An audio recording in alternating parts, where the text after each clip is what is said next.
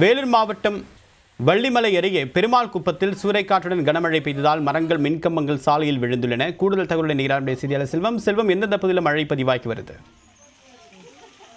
வேலூர் மாவட்டத்தில் காலையிலிருந்தே வெயிலின் தாக்கம் குறைவாக இருந்த நிலையில் பிற்பகலில் வானம் மேகமூட்டத்துடன் காணப்பட்டது. திடீரென கனமழையானது பெய்ய துவங்கியது. வேலூர், சத்துவாச்சாரி, காட்பாடி, வள்ளிமலை, பொன்னை, லச்சேரி உள்ளிட்ட பல்வேறு பகுதிகளில் கனமழை தொடர்ந்து பெய்து வருகிறது.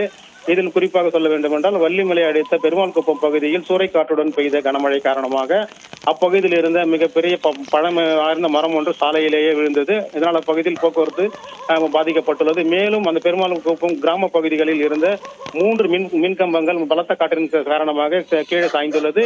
இதில் மின் வயர்கள் சாலையிலேயே உள்ளதால் பொதுமக்கள் பெரும் அச்சமடைந்துள்ளனர்.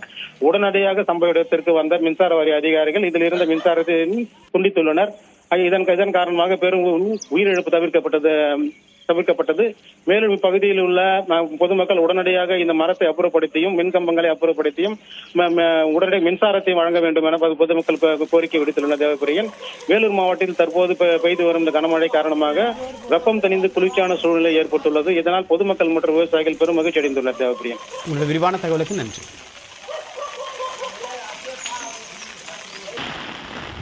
ஆரணி சுற்றுவட்டார பகுதிகளில் 1 மணி நேரத்திற்கு மேலாக கனமழை பெய்துள்ளது. கூடுதல் தகவலுடன் நீராம்பிய செய்தியாளர் மோகன் எந்தெந்த பகுதியில் மழை பதிவாகி இருக்கு? தேவா, தமிழகத்தில் சென்னை, நீலகிரி, உதுகை, ராணிப்பேட்டை, வேலூர் ஆகிய மாவட்டங்களில் அடுத்த 2 நாட்களுக்கு கனமழை பெய்ய வாய்ப்புள்ளதாக சென்னை வானிலை ஆய்வு மையம் தெரிவித்தது.